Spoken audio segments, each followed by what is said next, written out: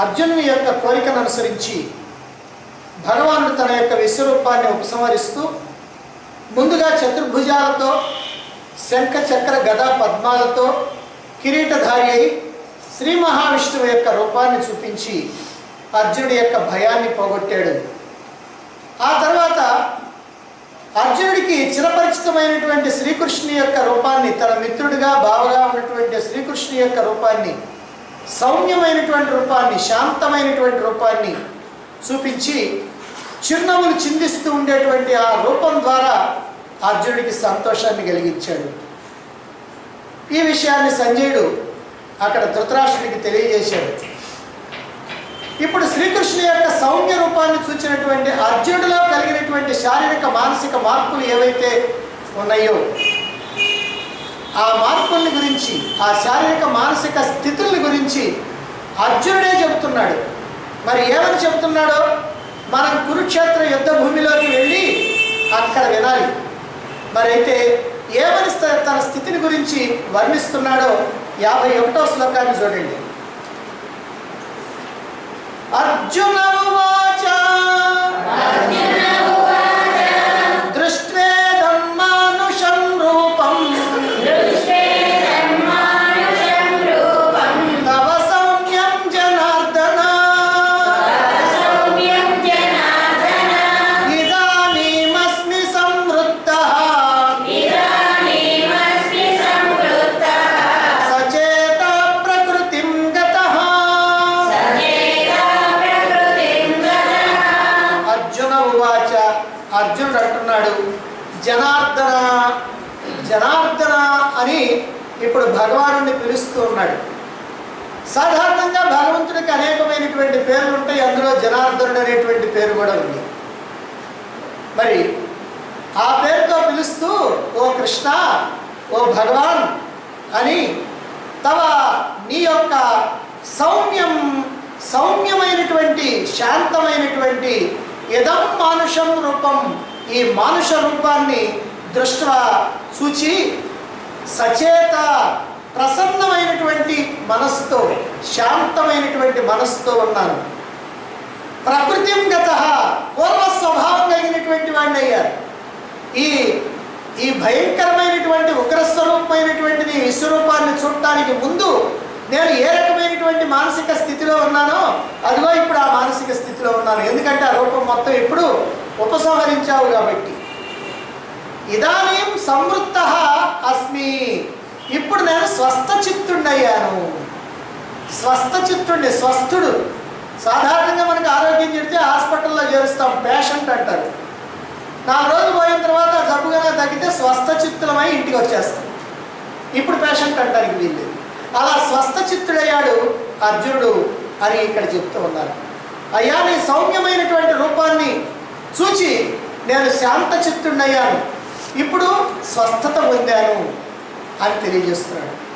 సౌమ్య రూపాన్ని చూడటంతోనే అర్జునుడి మనస్సులో ఉన్నటువంటి కలవరం, భయం, ఆందోళన అన్నీ కూడా తొలగిపోయినాయి. ఆ విషయాన్ని అర్జునుడే చెబుతూ ఇలా అంటున్నాడు, నాకు శాంతి కలిగింది, స్వస్థచిత్తుడయ్యాను. పూర్వం నా మనస్సు ఏ రకంగా ఉందో ఇప్పుడు కూడా మనస్సు ఆ స్థితికి వచ్చింది. అంటే విశ్వరూప సందర్శనానికి ముందు అర్జునుడి యొక్క మనోస్థితి ఎలా ఉందో ఆ రకమైనటువంటి స్థితికి వచ్చాడు. మనస్సు నిర్మలమై నిశ్చలం కాకముందే, ఆందోళనతో ఉన్నప్పుడే అర్జునుడిని ఒక్కసారిగా ఆత్మతత్వాన్ని అందుకోమని ఎగదోశాడు శ్రీకృష్ణుడు. కారణం ఏమిటంటే అర్జునుడు ఇప్పుడు ఉన్నటువంటిది యుద్ధరంగంలో ఉన్నటువంటి వాడికి మనసు ప్రశాంతంగా ఉండదు. ఇప్పుడు మనకి ఏదైనా సమస్య కనుక ఉందనుకోండి, బాగా తీవ్రమైన సమస్య, ఇక్కడికి వచ్చి మీరు కూర్చున్నా కూడా ఇక్కడ చెప్పిందేమో అర్థం కాదు, అక్కడే ఉంటుంది మనస్సు అంతా కూడా. ఒకవేళ మధ్యలో ఇక్కడ ఉన్నా మధ్యలో అక్కడికి పోతానే ఉంటుంది. అది ఏదైనా చిన్న సమస్యలు అయితే అంత పట్టించుకోం, కానీ పెద్ద సమస్య కనుక అయితే అక్కడే ఉంటుంది. మరి అప్పుడు అర్జునుడి యొక్క సమస్య సామాన్యమైనటువంటి సమస్య కాదు. ఎంతో కాలం నుంచి యుద్ధం కోసం ఎదురు చూచి ఇప్పుడు యుద్ధం రాగానే నాకు అక్కర్లేదు యుద్ధం, నేను ధనుర్బాణాలు బాగేసి నేను కూర్చుంటాను అన్నాడు. కనుక ఇలాంటి పరిస్థితిలో, ఈ విషాదంలో, ఈ అద్భుతమైనటువంటి విషాదం సామాన్యమైనటువంటి విషాదం కాదు, ఈ పరమ భయంకరమైనటువంటి విషాద స్థితిలో అర్జునుడు ఉంటే మనస్సు ప్రశాంతంగా ఎక్కడ ఉంటుంది?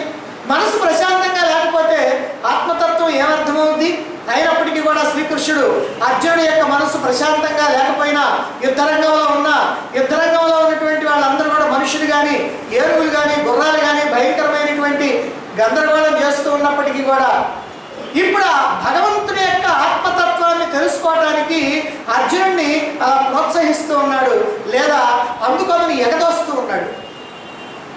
మనోబుద్ధికి అతీతమైనటువంటి ఆ పరతత్వాన్ని పరిమితమైనటువంటి మనోబుద్ధులు గ్రహించలేకపోతా ఉన్నాయి. అంటే ఒక స్థాయిలో ఉన్నటువంటి వాడికి అంతకంటే ఎక్కువ స్థాయిలో కదా చెప్తే ఏం అర్థం కాదు.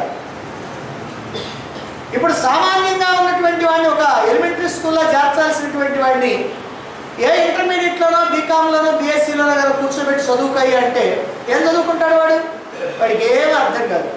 అదే ప్రకారంగా పరిమితమైనటువంటి మనోబుద్ధులు ఉన్నటువంటి మానవుడు అపరిమితమైనటువంటి పరమాత్మ యొక్క తత్వాన్ని తెలుసుకోవాలి అని అంటే తెలుసుకోలేడు. అందుకని అంతా గందరగోళం అయిపోతూ ఉంటుంది, గజిబిజి అయిపోతూ ఉంటుంది. అందుకే ఆ ఆనంద లోకంలో కూడా ఆందోళన చెందుతూ ఉన్నాడు అర్జునుడు. నిజంగా భగవానుడు చూపించినటువంటి విశ్వరూపంతో ఆ భయం అనేది కనుక లేకపోతే ఆనందాన్ని పొందాలి. కానీ భయం కారణంగా ఆ తత్వం ఏమిటో అర్థం కాక చివరికి ఆయన్నే అడిగి, ఏమిటయ్యా నీ ప్రకృతి ఏమిటి, అసలు ఏం చేయటం కోసం నువ్వు ఇక్కడ ఉన్నావు అని అడిగేటువంటి పరిస్థితి వచ్చింది. అదిగో అటువంటి పరిస్థితి వచ్చి ఆ విశ్వరూపాన్ని చూసి భయపడి చివరికి నేను ఇది చూడలేను, నీ సౌమ్య రూపాన్ని చూపించు అన్నాడు. అలా చూపగానే ఇప్పుడు అర్జునుడు మామూలు స్థితికి చేరుకున్నాడు. ఇప్పుడు ఆ భయం అంతా ఉండాల్సినటువంటి అవసరం లేదు. మరైతే ఇక్కడ అద్భుతమైనటువంటి విషయం ఏమిటి? వ్యాసుడి యొక్క ప్రతిభ అని అంటే జనార్దన అనేటువంటి పేరుతో ఇక్కడ పిలిచాడు. ఒక్కొక్క పేరుతో ఒక్కొక్క చోట పిలిచినప్పుడు దానికి వెనక ఆంతర్యం ఉంటుంది. అర్థం ఒకటే. పార్థ అన్న అర్జునుడే, కౌంతేయ అన్న అర్జునుడే, అర్జున అన్న అర్జునుడే, ధనంజయ అన్న అర్జునుడే, కృష్ణ అన్న అర్జునుడే, దేవ అన్న అర్జునుడే, దేవాదిదేవ అన్న అర్జునుడే, జనార్దన అన్న అర్జునుడే, మాధవ అన్ని కృష్ణుడే, మాధవ అన్న కృష్ణుడే, గోవింద అన్న కృష్ణుడే, కృష్ణ అన్న కృష్ణుడే, అన్ని కృష్ణుడే. మరి ఇక్కడ జనార్దన అనేటువంటి పేరు అలా ఉచ్చరించడంలో ఏమిటి ఉద్దేశం? జనార్దన అంటే భయపెట్టేవాడు, భయం నుండి రక్షించేవాడు అని అర్థం. రెండు అర్థాలు ఉన్నాయి. నిజంగా ఈ రెండు అర్థాలు పరస్పర విరుద్ధమైనటువంటి అర్థాలు. భయపెట్టడం, భయపడ్డటువంటి వాడిని భయం నుంచి రక్షించడం, ఈ రెండు విరుద్ధం. కానీ ఈ రెండు విరుద్ధమైనటువంటి పనులు ఇప్పుడు భగవానుడు చేశాడు. ఏమిటంటే ఆ విశ్వరూపాన్ని చూపించి భయపెట్టాడు అర్జునుడిని. మళ్ళీ ఆ విశ్వరూపం నుంచి మళ్ళీ సౌఖ్యమైనటువంటి రూపాన్ని చూసి భయం నుంచి రక్షించాడు. కాబట్టి భయపెట్టడం, భయం నుంచి రక్షించడం రెండూ జరిగినాయి. కాబట్టి జనార్దన అనేటువంటి పదాన్ని ఇక్కడ వాడటం చాలా సమంజసంగా ఉంది, చాలా అద్భుతంగా ఉంది అని మనం ఒప్పుకోవాలి. ఇక అర్జునుడి యొక్క మాటలు విన్నటువంటి అర్జునుడు అన్నాడు కదా, ఆహా ఈ సౌమ్య రూపాన్ని చూసిన తర్వాత నా భయం అంతా పోయింది, నాకు హాయిగా ఉంది, శాంత చిత్తుడయ్యాను అని అన్నాడు కదా. ఆ అర్జునుడి మాటలు విన్న తర్వాత శ్రీకృష్ణుడు ఇప్పుడు విశ్వరూపం యొక్క విశిష్టతను తెలియజేస్తూ ఉన్నాడు. కారణం ఏమిటంటే ఇవే చివరి శ్లోకాలు. ఇంతవరకు విశ్వరూపం యొక్క విశిష్టతను కొన్ని సందర్భాల్లో చెప్పడం జరిగింది. ఇంతకుముందు 48వ శ్లోకంలో కూడా ఒక మాట చెప్పారు. అయినప్పటికీ ఇప్పుడు మళ్ళీ విశ్వరూపం యొక్క విశిష్టతను తెలియజేస్తూ ఉన్నారు. అంటే ఎక్కడన్నా చెప్పకుండా ఉన్నటువంటి మిగిలినటువంటి విషయాలు కూడా కలపాలి అనేటువంటి ఉద్దేశంతో భగవాన్ ఇక్కడ తెలియజేస్తూ ఉన్నాడు. నిజంగా ఇది అర్జునుడికి కాదు, ఇది మన కోసం చెబుతున్నటువంటి మాట. అందుకే మనం చాలా జాగ్రత్తగా ఈ చివరి శ్లోకాల్ని మనం అర్థం చేసుకోవాలి. ఏమంటున్నాడు భగవానుడు? 52, 53 శ్లోకాలు చూడండి. శ్రీ భగవాను వాచ సుదర్శమిదం రూపం దృష్టవానసి యన్మమ దేవా అప్యస్య రూపస్య నిత్యం దర్శనకాంక్షిణః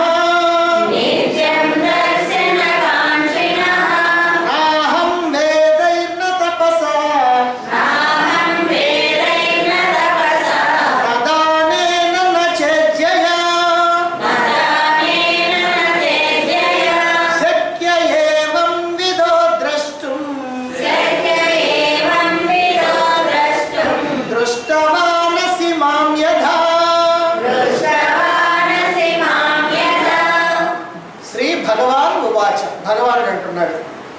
మమ యత్, నా యొక్క ఏ రూపాన్ని నీవు దృష్టవాన్ అసి చూచావో, నా యొక్క ఏ రూపాన్ని ఇంతవరకు నీవు చూచావో, ఇదం రూపం, ఇదిగో ఇటువంటి రూపాన్ని, ఇటువంటి రూపం ఎలాంటిది అంటే సుదుర్దర్శం, అత్యంత దుర్లభమైనటువంటిది. ఇప్పుడు ఏ రూపం అయితే చూచావో ఇది చూడటం అనేటువంటి చాలా కష్టమైనటువంటిది, సాధ్యమైనటువంటిది కాదు, చాలా కష్టం, చాలా దుర్లభం. దేవాహపి, దేవతలైనటువంటి వాళ్ళు కూడా నిత్యం ఎల్లప్పుడూ అస్య రూపస్య, ఈ రూపాన్ని దర్శన కాంక్షిణ, చూడాలి అనేటువంటి కోరికతో ఉంటూ ఉంటారు. ఓ అర్జున, ఇప్పుడు నువ్వు చూసినటువంటి రూపం సామాన్యమైనటువంటి రూపం కాదయ్యా, ఇది ఎంతో అద్భుతమైనటువంటి రూపం. ఇది ఎవరైనా చూడాలంటే అత్యంత దుర్లభం, చాలా కష్టం. ఇటువంటి రూపాన్ని దేవతలు కూడా చూడాలి అని నిత్యము కూడా కాంక్షిస్తూ ఉంటారు. ఇక యథా, ఏ రూపంతో ఉన్నటువంటి నన్ను దృష్టవాన్ అసి చూచావో, ఏవం విధ అహం, ఇటువంటి స్వరూపం కలిగినటువంటి నేను, ఇప్పటివరకు నువ్వు ఏ రూపాన్ని చూచావో అటువంటి స్వరూపం కలిగినటువంటి నేను వేదైహి ద్రష్టుం నా శక్య, వేదాధ్యయనం చేయటం వల్ల నువ్వు చూడటం సాధ్యం కాదు. తపస నా, మంచి ఘోరమైనటువంటి తపస్సులు చేయటం వల్ల కూడా నన్ను చూడలేవు. దానేనా నా, దాన ధర్మాలు చేయటం వల్ల కూడా నా రూపాన్ని నువ్వు చూడలేవు, సాధ్యం కాదు. ఇజ్జయాచ నా, యజ్ఞయాగాదులు చేయటం వల్ల కూడా నువ్వు నా రూపాన్ని చూడటం శక్యం కాదు. కాబట్టి ఏ రూపంతో ఉన్నటువంటి నన్ను ఇంతవరకు నువ్వు చూచావో, ఇటువంటి స్వరూపం కలిగినటువంటి నన్ను వేదాధ్యయనం చేయటం వల్ల కానీ, తపస్సు చేత కానీ, దానం చేత కానీ, యజ్ఞయాగాదులు చేయటం చేత కానీ దేని వల్ల కూడా నువ్వు చూడటం సాధ్యమయ్యేటువంటి పని కాదు. మరి దేని వల్ల సాధ్యమో తర్వాత చెప్తారు, తర్వాత శ్లోకంలో. ఇప్పుడు మాత్రం అలా దేని వల్ల చూడటం సాధ్యం కాదు అని చెప్పారు. అర్జున, నీవు ఇప్పుడు చూసినటువంటి ఈ విశ్వరూపాన్ని చూడటం అత్యంత దుర్లభమైనటువంటిది. ఇది ఎవరికీ సాధ్యమయ్యేటువంటి విషయం కాదు. దివ్యలోకాల్లో భోగాలు అనుభవించేటువంటి దేవతలు కూడా ఇటువంటి దివ్యమైనటువంటి విశ్వరూప సందర్శన కోసం నిత్యము తహతహలాడుతూ ఉంటారు. ఎప్పుడెప్పుడు చూద్దామా, ఎప్పుడెప్పుడు చూద్దామని వాళ్ళు, దేవతలైనటువంటి వాళ్ళు కూడా తహతహలాడుతూ ఉంటారు. అటువంటి రూపాన్ని వాళ్ళు చూడలేకపోతున్నారు, కానీ నీవు మాత్రం చూడగలిగావు. నీ అదృష్టమే అదృష్టమయ్యా, నీ పుణ్యమే పుణ్యం, నీ భాగ్యమే భాగ్యం. దేవతలకు లభించినటువంటి భాగ్యం ఒక భక్తుడైనటువంటి మానవునికి లభించింది. అంటే దీన్ని బట్టి మనం అర్థం చేసుకోవాల్సింది, దేవజన్మ కన్నా మానవ జన్మ ఉత్తమోత్తమైనటువంటిది అని. దేవజన్మ భోగాలు అనుభవించేటువంటి జన్మ, ఆ దృష్టిలో గొప్పది. మానవ జన్మలో భోగాలు అనుభవిస్తాం, రోగాలు అనుభవిస్తాం, కష్టాలు దుఃఖాలు అనుభవిస్తాం. అయినప్పటికీ కూడా వాళ్ళకి లేనటువంటి ఛాన్స్ మనకు ఉంటుంది. అది ఏంటంటే పరమాత్మ సాక్షాత్కారాన్ని పొందేటువంటి అవకాశం. ఎందుకని? దేవతలైనటువంటి వాళ్ళకి మనస్సు బుద్ధి ఉంది కానీ శరీరం లేదు. కానీ మనకు శరీరము ఉంది, మనస్సు ఉంది, బుద్ధి ఉంది. కనుక బుద్ధితో తెలుసుకుంటాం, మనసుతో భావిస్తాం, శరీరంతో సాధన చేస్తాం. వాళ్ళు శరీరంతో సాధన చేయడానికి శరీరం లేదు కాబట్టి వాళ్ళకి అదృష్టం లేదు, భగవంతుడిని దర్శించేటువంటి అదృష్టం లేదు. అందుకనే దేవజన్మ కన్నా భక్తుడైనటువంటి మానవ జన్మ చాలా గొప్పది. ఇప్పుడు భక్తుడైనటువంటి అర్జునుడు ఈ విశ్వరూపాన్ని చూచాడు. విశ్వరూపాన్ని దర్శించడం సామాన్యమైనటువంటి విషయం కాదు. చాలా శ్రమించాలి, కఠినమైనటువంటి నియమాలు పాటించాలి, త్యాగాన్ని అలవర్చుకోవాలి, సత్కర్మలు ఆచరించాలి, భగవంతుడి గురించి తెలుసుకొని ఆ భగవంతుడిపై అనన్యమైనటువంటి భక్తిని కలిగి ఉండాలి. భగవంతుడి గురించి తెలుసుకోవాలంటే శాస్త్రాన్ని తెలుసుకోవాలి. అలా తెలుసుకోవాలి అని అంటే సద్గురువుల్ని ఆశ్రయించాలి. కారణం ఏమిటంటే మనం ఇంటి దగ్గర కూర్చొని శాస్త్రాలను చదవాలి అని అంటే దాంట్లో ఏమి కూడా అర్థం కాదు. ఒకవేళ పదాలు మనకు అర్థమైనా ఆ పదాలు వెనకున్నటువంటి భావం మాత్రం మనకు అర్థమయ్యేటువంటి అవకాశం లేదు. అందువల్ల సద్గురువులైనటువంటి వాళ్ళ ద్వారా ఈ శాస్త్రాలని మనం శ్రవణం చేయాలి, గురుముఖత మనం వినాలి. అలా వినాలి అని అంటే కొన్ని అర్హతల్ని మనం సంపాదించాలి, గురు సేవ చేయాలి. శ్రవణం చేసి తెలుసుకున్నటువంటి విషయం ఏదైతే ఉందో దాన్ని మననంలో స్థిరపరచుకోవాలి. ఆ తర్వాత నిధిధ్యాసన ద్వారా ఆ జ్ఞానాన్ని అనుభవానికి తెచ్చుకోవాలి. అందుకనే శ్రవణ మన్న నిధిధ్యాసనలు అని చెబుతూ ఉంటారు. ఈ ప్రకారంగా మనం అవరోధాలన్నింటినీ కూడా అధిగమించి ఆ పరమాత్మను తెలుసుకొని ఆ పరమాత్మతో ఐక్యతను సాధించాలి. ఇక ప్రాపంచికమైనటువంటి విషయ భోగాలు ఏవైతే ఉన్నాయో అన్నింటినీ కూడా వదిలిపెట్టేయాల్సినటువంటి అవసరం ఉంది. కనుక ఇంత కష్టం, ఇంత శ్రమ పరమాత్మని అందుకోవాలంటే ఉంది. ఏమంటే ఇంత శ్రమ పడతాం ఎందుకు లేండి, అందుకోకుండా ఉందాం అని అంటావా? ఇప్పుడు అందుకోకపోయినా 1,000,000 జన్మల తర్వాత, 100,000,000 జన్మల తర్వాత, 1,000,000,000 జన్మల తర్వాత అప్పుడైనా సరే నువ్వు అందుకోవడానికి ప్రయత్నం చేయాలా. అప్పుడు కూడా నీకు ఇదే కష్టం. కాబట్టి ఇన్ని జన్మల్లో తన్నులు తిన్న తర్వాత అప్పుడు మొదలు పెడదామా? ఇప్పుడే మొదలుపెట్టి తన్నులు తప్పించుకుందామా? మళ్ళీ జన్మలెత్తి మళ్ళీ ఆ జన్మల్లో మనం తన్నులు తింటాం మానుకుందామా అనేటువంటిది ఇప్పుడు ఆలోచించుకోవాలి. కాబట్టి ఈ శ్రమంతా లేకుండా ఇప్పుడు అర్జునుడి విశ్వరూపాన్ని ఎట్లా చూడగలిగాడు? ఎందుకనంటే భగవంతుడి యొక్క అనుగ్రహాన్ని సంపాదించాడు. ఎన్నో జన్మల్లో భగవంతుడి మీద అనన్యమైనటువంటి భక్తిని కలిగి ఉండటం వల్ల ఆ భక్తి కారణంగా ఇప్పుడు అదృష్టం కలిగింది అర్జునుడికి. దేవలోకాల్లో దేవతలు ఉంటారు. దేవతలు అంటే ఎవరో కాదు, మానవులుగా జన్మించినటువంటి వాళ్ళే పుణ్యాలు చేసినప్పుడు ఆ పుణ్యకర్మ ఫలాలు పక్వానికి వస్తే వాళ్ళు దేవలోకంలో దేవతలుగా జన్మిస్తారు. మనం అందరం అనేక సార్లు దేవలోకంలో దేవతలుగా జన్మించి వచ్చినటువంటి వాళ్ళమే. మళ్ళీ ఎన్నిసార్లు పోతామో తెలియదు, ఎన్నిసార్లు వస్తామో తెలియదు. ఇలా పోవటం రావటం ఇది మాత్రం మనకి తప్పదు. అయితే ఇలా మానవులుగా జన్మించి పుణ్యకర్మలు చేసి దేవతలుగా జన్మలెత్తినటువంటి వాళ్ళు ఎల్లప్పుడూ కూడా భోగాలు అనుభవిస్తూ ఉంటారు. ఇక్కడ ఏ పుణ్యాలైతే చేశారో ఆ పుణ్యాలకు తగినటువంటి భోగాల్ని అక్కడ అనుభవిస్తూ ఉంటారు. వాళ్ళకి గొప్ప బుద్ధి ఉంటుంది, అనుభవించేటువంటి మనస్సు కూడా ఉంటుంది, దీర్ఘకాలం ఆయుష్ ఉంటుంది. ఏమంటే శరీరం లేదన్నారు కదా, ఆయుష్ ఏంటండి? శరీరం ఉంటే కదా చచ్చిపోయేది. శరీరం లేకపోతే ఇంకా ఆయుష్ ఏంది? ఆయుష్ ఏంటంటే అక్కడ మనం ఏ పుణ్యకర్మలు అయితే ఇక్కడ చేశామో, ఎన్ని పుణ్యకర్మలు చేశామో, ఎన్ని పుణ్యకర్మల యొక్క ఫలం మనకి పక్వానికి వచ్చిందో, అనుభవానికి వచ్చిందో, అదిగో ఆ పుణ్యకర్మలకి ఎంతకాలం మనం సుఖభోగాలు అనుభవించాలనో అది ఆయుష్. అంతకాలం అనుభవించిన తర్వాత వాళ్ళు నెట్టేస్తారు, మనం ఇక్కడికి వచ్చేస్తాం. క్షీణే పుణ్యే మర్త్యలోకం విశంతి. పుణ్యం అంతా క్షయమైపోతే మర్త్యలోకం, ఇదిగో ఈ మానవలోకాన్ని వెతుక్కుంటూ మళ్ళీ రావాలి. కాబట్టి దేవలోకంలో ఉన్నటువంటి వాళ్ళు భోగాలు అనుభవిస్తారు. బుద్ధి ఉంది, అనుభవించే మనస్సు ఉంది, ఆయుష్ ఉంది, అన్నీ ఉన్నాయి. కానీ ఉపయోగం ఏముంది? భగవంతుడి గురించి తెలుసుకోవడానికి వీల్లేదు, ఆ భగవంతుడి గురించి సాధనలు చేయడానికి వీల్లేదు, ఆ భగవంతుడి గురించి అందుకోవటానికి వీల్లేదు. అందుకనే భగవంతుడి గురించి అందుకోవాలంటే, మోక్షాన్ని పొందాలి అంటే ప్రాపర్ ఛానల్ ఏమిటి? మానవ జన్మ. మానవ జన్మ ఎత్తితేనే మోక్షాన్ని పొందడానికి నీకు అర్హత వస్తుంది. అర్హత అయితే వస్తుంది. నువ్వు అందుకుంటావో అందుకోవో అది నీ ఇష్టం. నువ్వు మోక్షాన్ని అందుకుంటావో, బంధాన్ని కావాలని కోరుకుంటావో అది నీ ఇష్టం. కానీ అందుకోవాలంటే మాత్రం సాధ్యం. కానీ దేవతలకు మాత్రం అలా అందుకోవటానికి అవకాశం లేదు. అయితే మానవులకి అవకాశం ఉంది కదా, మరి దీనికోసం ఏం చేయాలండి వాళ్ళు అని అంటే, వేదాలను అధ్యయనం చేయాలన్నా, దాన ధర్మాలు చేయాలన్నా, యజ్ఞయాగాదులు చేయాలన్నా, మరి కఠోరమైనటువంటి తపస్సు చేయాలా? దానికి భగవానుడు చెప్తున్నాడు, ఇవి ఏవి చేసినప్పటికీ కూడా, లేదా అన్నీ చేసినప్పటికీ కూడా ఏమీ ప్రయోజనం లేదు. వీటి వల్ల విశ్వరూప సందర్శనం కానీ, పరమాత్మ యొక్క సాక్షాత్కారం కానీ, మోక్షం కానీ ఏమీ రావు అని భగవానుడు ఇక్కడ మళ్ళీ స్పష్టం చేస్తూ ఉన్నాడు. నిజంగా ఈ విషయాన్ని ఇంతకుముందు 48వ శ్లోకంలో భగవానుడు తెలియజేశాడు. ఇదే మాటలను ఎక్కడ తెలియజేశాడు?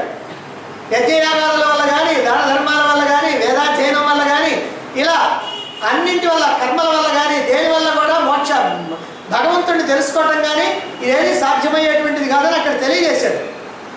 మరైతే మళ్ళీ అదే విషయాన్ని ఇక్కడ ఎందుకు చెబుతున్నాడు? అది 48వ శ్లోకం, ఇది 52వ శ్లోకం, 53వ శ్లోకం. అంటే 4 శ్లోకాల తర్వాత వెంటనే ఎందుకు చెప్తున్నాడంటే, ఈ లోకంలో సాధారణమైనటువంటి మానవులంతా కూడా ఏమనుకుంటారంటే, అబ్బాయి ఈ శాస్త్రాలు మాకెందుకులేండి, భగవద్గీత వినండి అయ్యా అని మీరు ఎవరుతుంటారు, చెప్పండి కొత్తోళ్ళు, మాకేమొద్దులేండి మీరు వినండి అని అంటారు. లేదా అంత గట్టిగా మాట్లాడండి, ఎక్కడ లేండి, నాకు ఎక్కడ కుదురుద్దులేండి అని అంటారు. కొంతమంది ఏమంటే మాకు వద్దులేండి, ఏదో ఇంట్లో కూర్చొని నేను రోజు పూజ చేసుకుంటుంటాను, నేను హాయిగా దాన ధర్మాలు చేసుకుంటూ ఉంటానండి, నేను ఏదో మంచి పనులు చేస్తూ ఉంటానండి, 10 మందికి ఉపయోగపడే పనులు చేస్తానండి, నాకు అవి చాలండి, భగవంతుడు నన్ను మెచ్చుకుంటాడు అని ఇలా మాట్లాడుతూ ఉంటారు కొంతమంది. అందుకని ఇలా నేను దాన ధర్మాలు చేసుకొని హాయిగా ఇంట్లోనే కూర్చొని నేను మోక్షాన్ని అందుకుంటానని అనుకునేటువంటి అమాయకులు ఎవరైనా కనుక్కుంటే వాళ్ళ కోసం, లేదా పూజలు కానీ యజ్ఞయాగాదులు కానీ చేసి వాటి ద్వారా దేవతలను సంతృప్తిపరిచి పరమాత్మని సాక్షాత్కారాన్ని పొందుతాను అనుకునేటువంటి అమాయకుల కోసము, లేదా ఇంట్లో కూర్చొని లలితా సహస్రనామో, విష్ణు సహస్రనామో, శివ సహస్రనామో, ఏ సహస్రనామో చదువుకుంటానండి, లేకపోతే ఎవరైనా పిలిస్తే అక్కడికి పోయి చదివి వస్తా వచ్చేస్తానండి, దీంతో నాకు కాస్త మోక్షం వచ్చేస్తుంది అనుకునేటువంటి అమాయక శిఖామణుల కోసము, లేదా ఎవరైనటువంటి ఇవన్నీ కూడా మేము చేయలేమండి, ఎవరైనా మహాత్ములు కనుక వస్తే పోయి వాళ్ళకి కాస్త నమస్కారం పెడతాం, వాళ్ళ పాలపూజ చేసుకుంటాం, 500 1000 సమర్పించుకుంటాం, మాకు దీంతో మోక్షం వస్తుంది, అంత మహానుభావుడు మన ఊరు వచ్చిన తర్వాత మనం పోయి నమస్కారం పెడితే ఇంకెంతకంటే మనకేం కావాలండి అనుకునేటువంటి అమాయక చక్రవర్తుల కోసము, అదిగో అటువంటి వాళ్ళందరి కోసం అని చెప్పి ఇక్కడ భగవానుడు తెలియజేస్తూ ఉన్నాడు. వీటన్నిటి వల్ల పరమాత్మ సాక్షాత్కారం కలగదు. ఇదే విషయాన్ని శంకరాచార్యుల వారు మా వివేక చూడమణిలో చెప్పారు. ఎంతో స్పష్టంగా ఈ విషయాన్నే చెప్పారు. ఆ విషయమే ఇక్కడ భగవద్గీతలో ఇప్పుడు 11వ అధ్యాయంలో 2 సార్లు 2 శ్లోకాల్లో తెలియజేస్తూ ఉన్నారు. ఎందుకని ఇలా మోక్షం వస్తుంది అని భావిస్తూ ఉంటారు కదా, ఎందుకని అంటే పైన చెప్పినటువంటి వాటికి డబ్బు కావాలి, అది మన దగ్గర ఉంది కాబట్టి కష్టం లేదు. దాన ధర్మాలు చేయాలనుకోండి, డబ్బు కావాలి, డబ్బు మన దగ్గర ఉంది, మనకేం కష్టం లేదు, ఇచ్చేస్తాం, డబ్బు ఇచ్చేస్తే మళ్ళీ మనకు వస్తూ ఉంటుంది అనేటువంటి ఒక నమ్మకం ఉంటుంది. దీని కారణంగా దాన ధర్మాలు చేద్దాం అని అనుకునేటువంటి వాళ్ళు కొంతమంది ఉంటారు. మరిక యజ్ఞయాగాలు చేయాలంటే అమ్మో అది కష్టం కదండి, అదేం లేదండి, మనం పురోహితులు పిలుస్తామండి, ఫలానా యజ్ఞమో యాగమో చేయండి అని అంటాం, లేదా ఆయన్ని అడుగుతాం ఏం చేస్తే బాగుంటుందండి, నాకు బాగా కలిసి వస్తుందండి, నా వ్యాపారం బాగుంటుందా, ఉద్యోగం బాగా ప్రమోషన్లు వస్తాయా, ఇదిగో ఏ యాగం చేయాలంటాం, ఆయన యాగం చెబుతాడు, ఆ చెప్పిన తర్వాత ఆయన ఫీజు చెబుతాడు, ఆ ఫీజు చెప్పిన తర్వాత ఆయనకు ఒక 5000, వచ్చినటువంటి వాళ్ళకి ఒక 5000, ఖర్చుల కింద ఒక 2000, ఒక 12,000 చెప్పాడు అనుకోండి, ఆ 12,000 ఆయన మహానుగుడికి పెట్టామనుకోండి, ఆయన కాస్త వస్తాడు, ఆయన చేసుకునే పని అంతా ఆయన చేస్తాడు, మనని కాస్త పీటల మీద కూర్చోమంటాడు, పట్టు పంచులు పట్టు చీరలు కట్టుకొని మనం కూర్చుంటాం, ఆయన పట్టుకోమంటే పట్టుకుంటాం, ముట్టుకోమంటే ముట్టుకుంటాం, మనకేం కష్టం ఉంది, అంతా ఆయన చూసుకుంటాడు, కాబట్టి ఇది రైటు అని అనుకోవచ్చు. ఇక అలా కాకుండా ఏమండి దీనికోసం మనం బుర్రబద్దలు కొట్టుకోవాల్సినటువంటి పని లేదు, కాబట్టి మనం ఏదో తేలిగ్గా కాస్త ఏదో ఆ పారాయణ చేస్తేనో లేదా ఏదో అష్టోత్తరాలు చదువుకుంటేనో ఇది సరిపోతుంది అని అనుకునేటువంటి వాళ్ళు కొంతమంది ఉంటారు. ఇలా అజ్ఞానంలో ఉన్నటువంటి మానవుల యొక్క అభిప్రాయం తప్పు అని చెప్పడానికే భగవానుడు ఇక్కడ 2 శ్లోకాల్లో ఈ విషయాన్ని చెప్పడం జరిగింది. వేదాధ్యయనం, తపస్సు, యజ్ఞం, దానం ఇవేవి కూడా భగవంతుడిని అందుకోవటానికి అవకాశం లేదు అని. అయితే నిజంగా భగవంతుడిని అందుకోవడానికి వీటి వల్ల ఎందుకు అవకాశం లేదు అని మనం ఒకసారి జాగ్రత్తగా ఆలోచిస్తే, వేదాలన్నీ పరమాత్మ నుంచి వచ్చింది. వేదాధ్యయనం చేస్తే పరమాత్మ ఎట్లా అనుకుంటాం, వేదాలన్నీ పరమాత్మ నుంచే వచ్చింది. సరే తపస్సుల్లో పెద్ద తపస్సు ఎవరంటే పరమాత్మే. మీరు ఎప్పుడైనా సరే పరమేశ్వరుడి యొక్క అంటే ఈశ్వరుడి యొక్క బొమ్మ చూడండి, ఆయన ఎప్పుడు ధ్యాన ముద్రలో ఉంటాడు. సరే విష్ణుమూర్తిని చూడండి, ఆయన ఎప్పుడు పడుకొని ఉంటాడు, ఏం చేస్తాడో మనకు మాత్రం తెలియదు. బ్రహ్మదేవుడిని చూడండి, ఆయన ఎప్పుడు కూడా అట్లా 4 తలకాయలు కళ్ళు మూసుకొని ఉంటాడు. వీళ్ళందరూ గొప్ప తపస్సులు చేసేటువంటి వాడు, అందువల్ల తపస్సుల వల్ల కూడా లాభం. సరే యజ్ఞం, సృష్టి అనేటువంటి మహాయజ్ఞానికి కర్త భగవంతుడు, పెద్ద సృష్టి చేస్తున్నటువంటి వాడు ఆయన. మనం ఏం చేస్తాం, పెద్ద యజ్ఞం అది, మనం చిన్న చిన్న యజ్ఞాలు మనం చేసి. ఇక దాతల్లో పెద్ద దాత ఎవరంటే భగవంతుడే. ఎందుకని ఏమిటంటే ఆయన ఏమిస్తున్నాడు, అన్నీ ఇచ్చేటువంటి వాడు ఆయన. ఆయన ఇయడానికి టైం లేక ఆయన ఎంతోమంది ఏజెంట్లను పెట్టుకొని వాళ్ళ ద్వారా ఇప్పిస్తూ ఉన్నాడు, మనకి దేవతల ద్వారా ఇప్పిస్తూ ఉన్నాడు. ఎందుకంటే దానా దేవ అన్నారు, ఇచ్చేవాళ్ళు దేవతలు అని ఉన్నారు. కాబట్టి మనకి గాలినిచ్చినా, వెలుగునిచ్చినా, వేడినిచ్చినా, చల్లదనాన్ని ఇచ్చినా, వర్షాన్ని ఇచ్చినా, అవకాశం ఉండేటువంటి తిరగడానికి అవకాశం ఉన్నటువంటి ఆకాశాన్ని ఇచ్చినా, ఆధారంగా ఉండేటువంటి భూమిని ఇచ్చినా, పాడి పంటలను ఇచ్చినా, ఇవన్నీ ఇచ్చేటువంటి వాళ్ళు దేవతలు. ఈ దేవతలందరూ కూడా ఎవరు, భగవంతుడి యొక్క ఏజెంట్. కాబట్టి భగవంతుడి కంటే గొప్ప దాత ఎవరన్నా ఉన్నారా? ఆయన మళ్ళీ ఏమైనా మన దగ్గర నుంచి అడిగి తీసుకుంటున్నాడా? మనం మాత్రం అట్ట కాదు, వాడి దగ్గర నుంచి ఏదైనా లాభం వస్తుంది అనుకుంటే మనం బాగానే ఇస్తాం, వాడి దగ్గర నుంచి మనకి ఏం ప్రయోజనం లేదనుకుంటే మనం సరే చూద్దాం, తర్వాత చూద్దాం అనుకుంటాం. కాబట్టి అంత గొప్ప దాత ఆయన. అందువల్ల ఇవేవి కూడా ఆ భగవంతుడిని అందుకోవడానికి పనికొచ్చేటువంటివి కావు. ఇవన్నీ కూడా ఆయనకి లోపల ఉన్నటువంటివి. మరి వేదాధ్యయనం కానీ, యజ్ఞ దాన తపస్సులు కానీ పరమాత్మ దర్శనానికి సాధనాలు కాకపోతే, ఇక సకామంగా చేసేటువంటి పూజా పునస్కారాలు కానీ, ఇంకా అవే కాకపోతే సకామంగా చేసేటువంటి పూజా పునస్కారాలు, నాకు అది కావాలి, ఇది కావాలి, ఇది కావాలి, అది కావాలని చేసేటువంటి పూజా పునస్కారాలు కానీ, యజ్ఞయాగాదులు కానీ, లేదా తీర్థయాత్రలు కానీ, లేదా క్షేత్ర దర్శనాలు కానీ, సత్కర్మలు కానీ, ఇవన్నీ కూడా పరమాత్మ సాధనానికి అసలు ఏమాత్రం ఉపయోగపడవని, ఇవి పైగా బంధంలో ఇరికిస్తాయని మనం చక్కగా తెలుసుకోవచ్చు. కాబట్టి ఇవి మనల్ని భగవంతుడికి దూరం చేయడానికి మాత్రం పనికొస్తాయి ఈ సకామ కర్మలు అనేటువంటి. మరైతే భగవద్ దర్శనానికి ఏం కావాలి? ఎందుకంటే వేటితోటి భగవద్ దర్శనం సాధ్యం కాదో ఇప్పుడు చెప్పి, దేనివల్ల భగవద్ దర్శనం అవుతుంది అనే విషయాన్ని ఇప్పుడు చెప్తున్నారు 54వ శ్లోకంలో. 54వ శ్లోకం చూడండి. భక్త్యాత్మనన్యయా శక్యః అహమేవం విదోర్జున జ్ఞాతుం ద్రష్టుం చ తత్వేన ప్రవేష్టుం చ పరంతప. ఈ అధ్యాయం మొత్తంలో 54, 55 రెండు శ్లోకాలు కూడా చాలా ఇంపార్టెంట్ శ్లోకాలు. ఒక వాక్యం మాత్రం ఇంపార్టెంట్ వాక్యం చెప్పాం మొన్న, నిమిత్త మాత్రం భవసవ్య సాక్షి. దాన్ని మీరు ఎంత మననం చేస్తే అంత జీవితానికి ఉపయోగపడుతుంది. అలాగే ఈ రెండు శ్లోకాలని ఎంత చక్కగా అర్థం చేసుకుంటే అంత చక్కగా మన జీవితం బాగుపడుతుంది. అంటే భగవంతుడి వైపు తిరగటానికి బాగుపడుతుందని అంటే కోట్లు సంపాదించడానికి మాత్రం కాదు. మనం బాగా భగవంతుడికి దగ్గర కావాలంటే, భగవంతుడి యొక్క అనుగ్రహాన్ని పొందాలంటే, ఆ అనుగ్రహం ద్వారా భగవత్ సాక్షాత్కారాన్ని పొందాలంటే, మోక్షాన్ని పొందాలంటే ఈ రెండు ప్రాణప్రదం. అందుకని ఇప్పుడు 54వ శ్లోకాన్ని చెప్తున్నాడు, భగవానుడు చెప్తున్నాడు. ఏమని చెప్తున్నాడు? పరంతప అర్జున, పరంతప పరులను తప్పింపజేసేటువంటి ఓ అర్జున. ఎందుకని పరులను తప్పింపజేస్తాడు ఆయన? ఎందుకంటే యుద్ధ భూమిలో కనుక ప్రవేశిస్తే ఆయన ఒక చేత్తో కాదు రెండు చేత్తో బాణాలు వేస్తూ ఉంటాడు. శత్రువులైనటువంటి వాళ్ళు తప్పించిపోతూ ఉంటారు అర్జునుడు కనుక ఎదురుగా ఉంటే. అందుకని పరంతప అన్నారు. పరంతప పరంతపుడైనటువంటి ఓ అర్జున, శత్రు సంహారకుడైనటువంటి ఓ అర్జున, అనన్య భక్త్యాతు. అది అయ్యా, యజ్ఞం వల్ల, దానం వల్ల, తపస్సు వల్ల, కర్మల వల్ల, దేని వల్ల కూడా నువ్వు మోక్షాన్ని అందుకోలేవు అని చెప్పి ఊరుకోకుండా దేని వల్ల అందుకుంటారో చెప్తున్నాడు.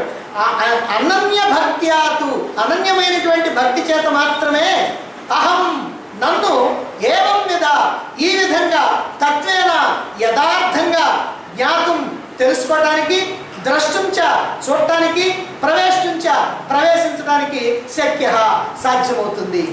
అద్భుతమైనటువంటి పదాలు ఇవి. ఈ పదాలన్నీ కూడా ఉపనిషత్తుల యొక్క శైలిలో రాసినటువంటి పదాలు. అందుకని ఇక్కడ జ్ఞాతం, ద్రష్టం, ప్రవేశం. ఏమిటి జ్ఞాతం అంటే? తెలుసుకోవటం. ముందు ఏదైనా తెలుసుకోవాలిగా, అసలు తెలుసుకుంటేగా ఆ తర్వాత సంగతి. తెలుసుకున్న తర్వాత ద్రష్టం దర్శించాలి, దర్శించిన తర్వాత ప్రవేశించాలి, ఆ పరమాత్మలో మనం ప్రవేశించాలి. ఇవన్నీ జరగాలి అంటే అనన్యయా భక్త్యాతు, అనన్యమైనటువంటి భక్తి చే మాత్రమే సాధ్యమవుతుంది అని ఇక్కడ మనకి ఈ శ్లోకం ద్వారా తెలియజేస్తూ ఉన్నాడు భగవానుడు. భగవంతుడి గురించి, భగవంతుడి యొక్క యథార్థమైనటువంటి తత్వం గురించి తెలుసుకోవాలన్నా, ప్రత్యక్షంగా భగవంతుడిని దర్శించాలన్నా, భగవంతుడితో తాదాత్మ్యం చెంది మోక్షాన్ని పొందాలన్నా అనన్యమైనటువంటి భక్తి వల్ల సాధ్యం. అనన్యమైనటువంటి భక్తి అంటే ఏమిటి? అన్యము కానటువంటి భక్తిని అనన్య భక్తి అంటారు. అన్యము కాకుండా ఉండాలి. అన్యం అంటే ఇతరత్రా దేని మీదకి మనసు పోకుండా ఉండాలి. అంటే ఒక భగవంతుడి మీదనే తప్ప అన్యమైనటువంటి ఏ ప్రాపంచికమైనటువంటి విషయాల మీద, వస్తువుల మీద, భోగాల మీద మన మనస్సు పోకుండా కేవలం పరమాత్మ ఒక్కడి మీదనే కనుక నిలిచి ఉన్నట్లయితే అది అనన్యమైనటువంటి భక్తి అంటారు. కేవలం విషయాలు, వస్తువులు, భోగాలు మాత్రమే కాదు, అన్యమైనటువంటి అని అంటే సాధారణమైనటువంటి మనుష్యుల మీద కూడా, వాళ్ళ మీద కూడా దృష్టి ఉండకూడదు. పరమాత్మ మీదనే మన దృష్టి ఉండాలి. అన్నింటికన్నా అధికంగా భగవంతుడిని ప్రేమించాలి. భగవంతుడి గురించే చింతన చేయాలి, భగవంతుడి కోసం దేన్నైనా త్యాగం చేయాలి, భగవంతుడికి ప్రథమ స్థానం మనం ఇవ్వాలి, తర్వాతే మిగతావన్నీ కూడా. అటువంటి భక్తి వల్లనే భగవత్ సాక్షాత్కారం లభిస్తుంది. భక్తి అంటే ప్రేమ. మనందరం కూడా భక్తి కలిగినటువంటి వాళ్ళమే, ప్రేమ కలిగినటువంటి వాళ్ళే. అసలు ప్రేమ లేనటువంటి మనిషి ఈ లోకంలో ఎవడు ఉండడు. ఎందుకని? కొందరికి భార్యపై ప్రేమ, కొందరికి భర్తపై ప్రేమ, కొందరికి బిడ్డల మీద ప్రేమ, కొందరికి డబ్బు మీద ప్రేమ, కొందరికి బంగారం మీద ప్రేమ, కొందరికి ఇళ్ళు వాకిళ్ళ మీద ప్రేమ, కొందరికి పదవుల మీద ప్రేమ, కొందరికి కీర్తి ప్రతిష్టల మీద ప్రేమ, కొందరికి తిండి మీద ప్రేమ, కొందరికి వ్యర్థ ప్రసంగాల మీద ప్రేమ, కొందరికి చాడీలు చెప్పడం మీద ప్రేమ, కొందరికి వాటిని వినటం మీద ప్రేమ. వీటన్నిటి మధ్య అప్పుడప్పుడు భగవంతుడి మీద కూడా ఏదో తింటూ అన్నం తింటూ మధ్యలో అప్పుడప్పుడు ఊరగాయ నంచుకున్నట్టుగా అప్పుడప్పుడు భగవంతుడి మీద కూడా మనం ప్రేమను చూపిస్తాం. ఇలాంటి ప్రేమ అన్యమైనటువంటి ప్రేమ అవుతుంది, అనన్యమైనటువంటి ప్రేమ కాదు, అనన్యమైనటువంటి భక్తి కాదు. భగవంతుని కోసం దేన్నైనా ఎంత విలువ కలిగినటువంటిదైనా దాన్ని వదులుకోవడానికి ఒక్క క్షణం కూడా ఆలోచించకుండా వదులుకోగలిగినటువంటి శక్తి కనుక నీకుంటే అది అనన్యమైనటువంటి భక్తి అవుతుంది, అది నిజమైనటువంటి భక్తి అవుతుంది. లౌకిక విషయాల కోసం భగవంతుడిని వదులుకునేటువంటి భక్తి నిజమైనటువంటి భక్తి కాదు. భగవంతుడి కోసం లౌకిక విషయాలు వదులుకోవాలి, కానీ లౌకిక విషయాల కోసం భగవంతుడిని వదులుకుంటే అది నిజమైనటువంటి భక్తి కాదు. ఒక రాజుగారంట ప్రతి సంవత్సరం కూడా ఒక రోజున, ఒక పండగ రోజున ఏనుగు అంబారి ఎక్కి ఊళ్ళో ఊరేగుతాడు. సరే, ఆయన ఏనుగు అంబారి ఎక్కి వస్తూ ఉన్నాడు. మరి సిపాయిలు కానీ, మరి సేనాలు కానీ, మంత్రులు కానీ వాళ్ళందరూ కూడా వెనక వస్తూ ఉన్నారు. అలా వస్తూ ఉంటే, రాజుగారు వస్తూ ఉంటే ఆ దారిలోనే ఒక మహాత్ముడైనటువంటి సన్యాసి కూడా ఎదురొస్తున్నాడు. ఆ సన్యాసి రాగానే రాజుగారు అంబారి దిగి ఆ సన్యాసికి నమస్కారం పెట్టాడు, 2 చేతులు జోడించి నమస్కారం పెట్టాడు. వెంటనే ఆ సన్యాసి కూడా రాజుగారికి అట్లా నమస్కారం పెట్టాడు. రాజుగారు అన్నాడు, స్వామి స్వామి, నేను మీకు నమస్కారం పెట్టచ్చు, కానీ మీరు మాకు నమస్కారం పెట్టడం ఏమిటండి? మీరు మహానుభావులు, మహాత్ములైనటువంటి వాళ్ళు, సర్వసంగ పరిచారులైనటువంటి వాళ్ళు, పరమాత్మకి నిజమైనటువంటి భక్తులైనటువంటి వాళ్ళు, ప్రతినిధులైనటువంటి వాళ్ళు, మీరు మాకు నమస్కారం పెట్టడం ఏమిటండి అన్నాడు. ఏమయ్యా, మేము సర్వసంగ పరిచారులు అని చెప్తున్నావు, నిజమే, మేము అన్నీ వదిలేసాం. ఈ లౌకికమైనటువంటి విషయాలు కానీ, వస్తువులు కానీ, భోగాలు కానీ, ఈ లౌకికమైనటువంటి వ్యక్తుల్ని కానీ, ఈ ప్రపంచం కానీ, ఈ ప్రపంచంలో ఉన్నటువంటి సంబంధం కానీ, అన్నీ ఈ అల్పమైనటువంటివన్నీ వదిలేసి భగవంతుడిని పట్టుకున్నాం. రైట్, బాగానే ఉంది. భగవంతుడిని పట్టుకోవడానికి అల్పమైనవన్నీ మేము త్యాగం చేసాం. కానీ మీరు ఈ అల్పమైనటువంటి ప్రాపంచిక విషయాల కోసం ఆ గొప్పవాడైనటువంటి భగవంతుడినే త్యాగం చేసేసారు కదా. కాబట్టి త్యాగంలో మీది కదండి గొప్ప, మాదేముందండి? మేము పనికిరాని వస్తువుల్ని వదిలిపెడితే మీరు గొప్పదైనటువంటి ఆ భగవంతుడిని త్యాగం చేసేసారు. కాబట్టి త్యాగంలో మాత్రం మీరే చాలా గొప్పవాళ్ళని, అందుకని మీకు నమస్కరిస్తున్నానండి అని అన్నారు.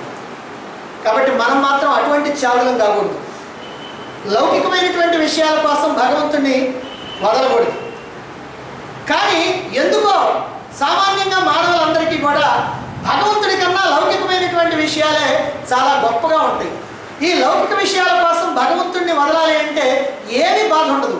కానీ భగవంతుడి కోసం లౌకిక విషయాలు వదలాలంటే మాత్రం చాలా కష్టంగానే ఉంటుంది. భగవద్గీత వినటానికి రండి అని మీరు ఎవరైనా అన్నారనుకోండి, ఈరోజు మా చుట్టాల ఇంట్లో భోజనాలు ఉన్నాయండి, అందుకని నా వల్ల కాదు అని అంటారు. ఏమయ్యా, రాత్రి రాలేదేమిటి? భగవద్గీత వినటానికి రోజు వస్తావు కదా అన్నాం అనుకోండి, ఆ రాత్రి సినిమాకి వెళ్ళారండి, అందుకోసం నేను రాలేదు అని. ఇంకొక ఆయన చెబుతాడు, అబ్బా రాత్రి ఎందుకు నిద్ర వస్తూ ఉందండి, నిద్ర వస్తే హాయిగా నిద్రపోదాంలే, ఇక్కడికి వచ్చినా కూడా కాస్త నిద్రపోవటమే కదా, దీనికన్నా అక్కడే నిద్ర పట్టింది కదా, ఎందుకు నేను చెప్పాను, నేను అక్కడే నిద్రపోయానండి అని. సరే, ఇంకొకళ్ళు ఆడవాళ్ళు కనుకైతే మార్కెట్లో కొత్త రకం శారీస్ వచ్చినాయి అంటండి, అందుకోసం అని చెప్పి మళ్ళీ మనం కనుక కాస్త లేట్ అయ్యామనుకోండి, మిగిలినయే కదా మనం తీసుకోవాల్సింది, ముందుగా కనుకపోతే మనం కొత్త సెలెక్ట్ చేసుకోవచ్చు అని. ఇంకొకళ్ళు అంటారు, మా పక్కింటి పిన్ని గారు పిలిస్తే నేను బజార్కి వెళ్ళానండి షాపింగ్ చేయటం కోసం. ఇంకొకళ్ళు అంటారు, ఏమండి మా వారికి వేడి అన్నం వండాలండి, నేను 7 6 కనుక వండి వస్తే అది చల్లారిపోద్దండి, అందుకని క్లాస్ మానుకొని ఆ 8:30 వండుతా కూర్చున్నానండి. కాబట్టి ఈ ప్రకారంగా భగవద్గీతనే కాదు, భగవంతుడిని కూడా వదలటానికి మనం ఏమాత్రం వెనకాడం, వదిలినందుకు మనకి ఏమాత్రం బాధ కూడా కలగదు. భగవంతుడి కోసం మనకి ఎంత ఇష్టమైనటువంటి పనైనా, ఎంత కష్టమైనటువంటి పనైనా, ఎంత లాభాన్ని ప్రయోజనాన్ని కలిగించేటువంటి పనైనా వదలగలగటమే నిజమైనటువంటి భక్తి. కాబట్టి మనకి నిజమైనటువంటి భక్తి ఉన్నది అని రుజువు చేసుకోవాలంటే భగవంతుడి కోసం మనం రోజు చేసేటువంటి ఏ పనులైతే ఉన్నాయో ఆ పనులకి ఏ రకమైనటువంటి ఆటంకాలు వచ్చినా వాటన్నింటినీ అధిగమించగలగాలి. అలా అధిగమించావా నీకు భగవంతుడి మీద నిజమైనటువంటి భక్తి ఉన్నట్టు. అలా కాకుండా దేవుడు ఎక్కడికి పోతాడులేండి, ఇక్కడే ఉంటాడు కదా, ఓ ఆయన ఎప్పుడైనా చూసుకోవచ్చు, ఈ వచ్చినాడు మేము ఉంటాడైంది, వాడు పోతాడు, వాడి దగ్గర నుంచి మనకు రావాల్సింది తీసుకోవాలా అని కనుక అనుకున్నావా, అప్పుడు దీనికోసం భగవంతుడిని వదులుకోవడానికి సిద్ధమైనది. అందుకని దేని మీద ఆసక్తి లేకుండా కేవలం ఒక్క భగవంతుడి మీదనే భక్తి ఉంటే, ఆ భగవంతుడిని కనుక వదలలేకుండా ఉంటే, ఆ భగవంతుడిని వదిలితే మన కళ్ళ వెంట కన్నీరు కనుక వచ్చినట్లయితే అది అనన్యమైనటువంటి భక్తి. ఈ లోకంలో అన్నీ కూడా అనిత్యమైనటువంటి వస్తువులే. తత్వబోధలో చెప్పారు, ఇవన్నీ కూడా అనిత్యమైనటువంటి వస్తువులు. నిత్యవస్త్వేకం బ్రహ్మ తద్ వ్యతిరిక్తం సర్వం అనిత్యం అని. నిత్యమైనటువంటి వస్తువు పరమాత్మ, దానికంటే వేరైనటువంటి అన్ని వస్తువులు కూడా అనిత్యమైనటువంటివి. ఏది ఉంటుంది? ఈ శరీరం ఉంటుందా? ఈ వస్తువులు ఉంటాయా? ఈ డబ్బులు ఉంటాయా? ఈ ఇళ్ళు వాకిళ్ళు ఉంటాయా? ఈ ఊళ్ళు ఉంటాయా? ఈ దేవాలయాలు ఉంటాయా? దేవాలయంలో ఉన్న విగ్రహాలు ఉంటాయా? ఏముంటాయి శాశ్వతంగా? అన్నీ పోయాయి. కేవలం నిరాకార నిర్గుండైనటువంటి పరమాత్మ ఒక్కటే సత్యమై నిత్యమై ఎల్లప్పుడూ ఉండేటువంటి శాశ్వతమైనటువంటి వాడు. కాబట్టి శాశ్వతమైనటువంటి వస్తువు కోసం ప్రయత్నం చేస్తే నీవు శాశ్వతమైనటువంటి ఆ పరమాత్మను అందుకుంటావు. అనిత్యమైనటువంటి వస్తువుల కోసం ప్రయత్నం చేస్తే నీకు అనిత్యమైనటువంటి సుఖం వస్తుంది కానీ నిత్యమైనటువంటి సుఖం, శాంతి, ఆనందం నీకు రానే రాదు. అందుకనే నిత్యమైనటువంటి పరమాత్మ ఏదైతే ఉందో ఆ నిత్య పరమాత్మ కోసం అనిత్యమైనటువంటి వస్తువుల్ని వదలగలగాలి. అదే నిజమైనటువంటి త్యాగం, అదే నిజమైనటువంటి భక్తి, అదే అనన్య భక్తి. భగవంతుడి యొక్క భక్తి తన్మయత్వంలో మునిగిపోయి ఎవరో తిండి తింటాం మానేశారండి. పూర్వకాలం మనకు కొన్ని పదాలు ఉన్నాయి. ఉపవాసం అని అంటారు. ఉపవాసం అంటే ఏమిటండి అర్థం? అంటే ఉదయం నుంచి సాయంత్రం దాకా తిండి మానుకొని నువ్వు సీరియల్స్ చూడు, సినిమాలు చూడు, ఏమైనా చూడు, ఉదయం నుంచి సాయంత్రం దాకా తిండి మానుకొని సాయంత్రం పూట ఏదో మనకు కావాల్సిన రకరకాల పిండి వంటలు చేసుకొని తింటాం. దాంతో ఆయన ఉపవాసం ఉన్నట్టు. అసలు ఎందుకు వచ్చిందయ్యా ఈ కర్మ మనకి, ఉపవాసం కర్మ అని? ఎవరో భగవంతుడి గురించి నిరంతరము ఆలోచిస్తూ ఆ భగవంతుడి యొక్క కర్మయత్వంలో పడిపోయి తిండి తింటాం మర్చిపోయాడు. అందుకని ఆయన్ని ఉపవాసం చేస్తున్నాడండి అన్నారు. ఉప అంటే సమీపంగా, వాసం అంటే నివాసం ఉండటం. అంటే భగవంతుడికి సమీపంగా ఉండి భోజనం మర్చిపోయాడు ఆయన. మనం ఏం చేస్తున్నాం? భోజనం మాత్రం గుర్తుపెట్టుకొని పొద్దున సాయంత్రం దాకా తినకూడదు, సాయంత్రం మాత్రం మనం రకరకాలు చేసుకొని తినాలని ఆ ఒక్క విషయం గుర్తుపెట్టుకొని భగవంతుడి విషయం మాత్రం వదిలేసాం. ఇది ఉపవాసం అంటున్నాం మనం. ఏ ప్రకారంగా ఉపవాసం అవుతుంది? ఉపవాసం సమీపంగా ఉండటం, భగవంతుడికి సమీపంగా ఉండటం. నువ్వు ఉదయం నుంచి సాయంత్రం దాకా ఆ భగవంతుడికి సమీపంగా ఉన్నావా? భగవంతుడి భజన, భగవంతుడి కీర్తన, భగవంతుడి భావన, భగవంతుడికి సంబంధించినటువంటి అధ్యయనం ఏం చేసావు? భగవంతుడికి సంబంధించి వినటం, భగవంతుడికి సంబంధించి మాట్లాడటం, ఇవేమైనా చేస్తున్నావా? భోజనం మాత్రం మానుకో. నువ్వు భోజనం మానుకుంటే ఆయనకే, మానుకోకపోతే ఆయనకే. కాబట్టి ఈ ఉపవాసం కాదు. కనుక ఉపవాసం అని అంటే భగవంతుడిని నిరంతరం తలుచుకుంటూ తిను, తినకపో. ఆ తిండి సంగతి మనం వదిలేసి అదిగో భగవంతుడి సంగతే పట్టించుకుంటే దాన్ని ఉపవాసం అని. కాబట్టి భగవంతుడి కోసం మనం ఏం చేయాలనో, అదిగో ఏం త్యాగం చేయాలనో అది తెలుసుకొని అట్లా త్యాగం చేస్తేనే అది నిజమైనటువంటి భక్తి అవుతుంది. అయితే ఎవరికైతే ఇటువంటి అనన్యమైనటువంటి భక్తి ఉంటుందో వాడు మాత్రమే భగవంతుడి గురించి తెలుసుకోగలుగుతారు, భగవంతుడిని దర్శించగలుగుతారు, భగవంతుడిలో ప్రవేశించగలుగుతారు అని భగవానుడు ఈ శ్లోకం ద్వారా మనకి స్పష్టం చేస్తున్నాడు. ఇదే ముఖ్యం. ఈ చివరి వాక్యమే మనకి ముఖ్యం. ఏంటి? జ్ఞాతం, ద్రష్టం, ప్రవేశం. జ్ఞాతం తెలుసుకోవటం. దేన్ని తెలుసుకోవటం? భగవంతుడి గురించి తెలుసుకోవటం. ఆ తెలుసుకోవటం ఎలా తెలుసుకోవాలి? తత్వతః తెలుసుకోవాలి. అంటే యథార్థంగా తెలుసుకోవాలి. భగవంతుడు అంటే రాముడో కృష్ణుడో అనుకొని వాళ్ళ యొక్క కథలు వింటాం కాదు. భగవంతుడు అని అంటే ఆ పరమాత్మ యొక్క తత్వం ఉపనిషత్తు చెప్పబడి ఉందో ఆ చెప్పబడి ఉన్నటువంటి తత్వాన్ని మనం తెలుసుకోవాలి. ఆ తెలుసుకోవటం అట్లా యథార్థంగా తెలుసుకోవాలి. సాధారణంగా భగవంతుడి గురించి తెలుసుకోవాలంటే శాస్త్రాల ద్వారా తెలుసుకోవాలి. శాస్త్రాలు అంటే ఉపనిషత్తులు. మరైతే ఆ ఉపనిషత్తుల గురించి మనంగా స్వయంగా తెలుసుకుంటే యథార్థమైనటువంటి తత్వం మనకు అవగతం కాదు. అలా యథార్థ తత్వం తెలియాలంటే గురువుల ద్వారా ఈ శాస్త్రాన్ని శ్రవణం చేయాలి. ఆ గురువు కూడా శ్రోత్రియుడు, బ్రహ్మనిష్ఠుడు, కరుణాసముద్రుడైనటువంటి గురువు కావాలి. అటువంటి గురువు ద్వారా విన్నప్పుడే ఈ శాస్త్రాలను మనం తెలుసుకొని ఆ పరమాత్మ యొక్క తత్వాన్ని తెలుసుకోగలుగుతాం. శాస్త్రాలను తెలుసుకునేటువంటి, శాస్త్రాలను శ్రవణం చేసేటువంటి అదృష్టం మనకి ఎలా కలుగుతుందండి అంటే పూర్వజన్మ సుకృతం ఉంటేనే కలుగుతుంది. పూర్వజన్మ సుకృతం లేకపోతే మాకు వద్దులేండి ఈ శాస్త్రాలు, మాకేం అవసరం లేదు, ఇవన్నీ మా కోసం కాదు, ఎవరో సన్యాసుల కోసం అని అంటూ ఉంటారు. ఇలా భగవంతుడి గురించి తెలుసుకుంటున్న కొద్దీ, శాస్త్రాన్ని తెలుసుకుంటున్న కొద్దీ ప్రాపంచికమైనటువంటి విషయాల పట్ల కాస్త వైముఖ్యం ఏర్పడింది. భగవంతుడి మీద మనకి ఎప్పుడైతే ప్రీతి ఎక్కువైందో అప్పుడు ప్రపంచ విషయాల పట్ల ఆ ప్రీతి తగ్గిపోతూ ఉంటుంది. భగవంతుడి పట్ల భక్తి కలుగుతుంది. దాంతో నిత్యము నిరంతరము భగవంతుడిని స్మరిస్తూ భగవంతుడికి దగ్గరై ఆ భగవంతుడితోనే మనం కలిసి ఉంటాం. దాన్ని సామీప్యం అన్నారు. మీకు ఇప్పుడు దీంట్లో సామీప్యం, సారూప్యం, సాయుధ్యం చెప్పబోతున్నాను. దీన్ని సామీప్యం అంటారు. అంటే భగవంతుడికి సమీపంగా ఉండటం. ఏమిటి భగవంతుడికి సమీపంగా ఉండటం అంటే ఎప్పుడు భగవంతుడినే తలుచుకుంటూ, భగవంతుడికి సంబంధించిన పూజలు చేస్తూ, భగవంతుడికి సంబంధించిన వ్యవహారాలు మాట్లాడుతూ, తచ్చింతనం తత్కథనం అన్యోన్యం తత్ ప్రబోధనం అని చెప్పినట్టుగా, వేదాల్లో చెప్పినట్టుగా అది వాళ్ళ నిరంతరం కూడా భగవంతుడికి సంబంధించినటువంటి విషయాలతో ఉండటమే ఇదిగో ఇక్కడ చెప్పినటువంటి సామీప్యం. ఇలా భగవంతుడి గురించి శాస్త్రాల ద్వారా, సద్గురువుల ద్వారా తెలుసుకున్న అనన్యమైనటువంటి భక్తి ఉన్నప్పుడే ఆ భగవంతుడి యొక్క యథార్థ తత్వం అవగాహన.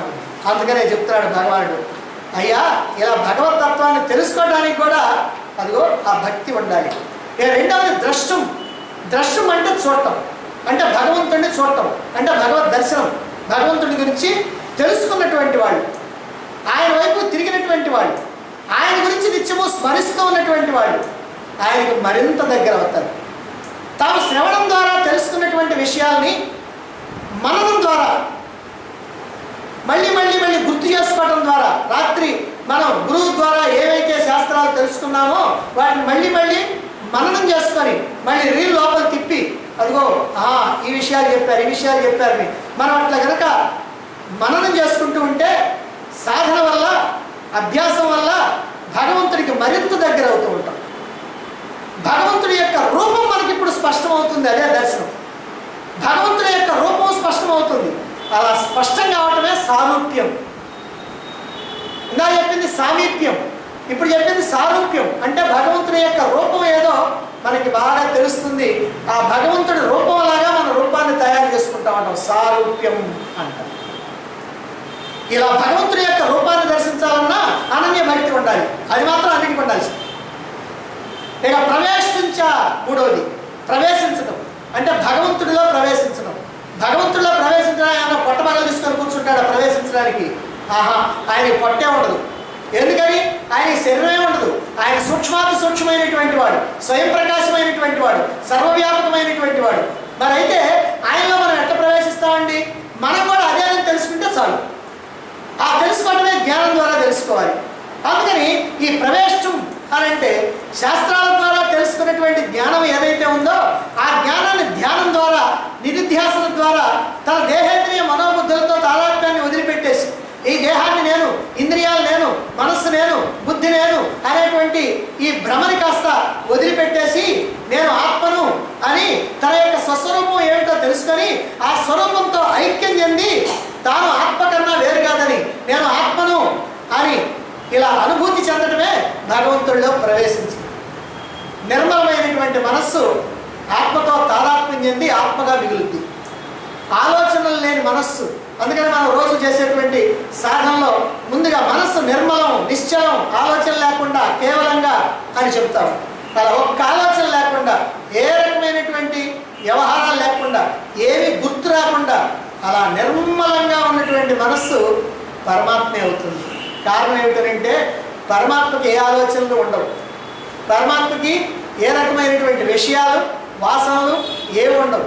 అందుకని ఆ స్థితి నువ్వు కదా తెలుసుకున్నావా? నీ మనస్సు ఆ స్థితికి వస్తే ఆ మనస్సు పరమాత్మే అవుతుంది. అందువల్ల ఆత్మగా మిగలాలి. ఇప్పటి వరకు జీవుడిగా భావిస్తున్నటువంటి అహంకారం ఆత్మతో ఐక్యమైపోయి అహంకారం అదృశ్యమై ఆత్మగా మిగిలిపోతాం, పరమాత్మగా మిగిలిపోతాం.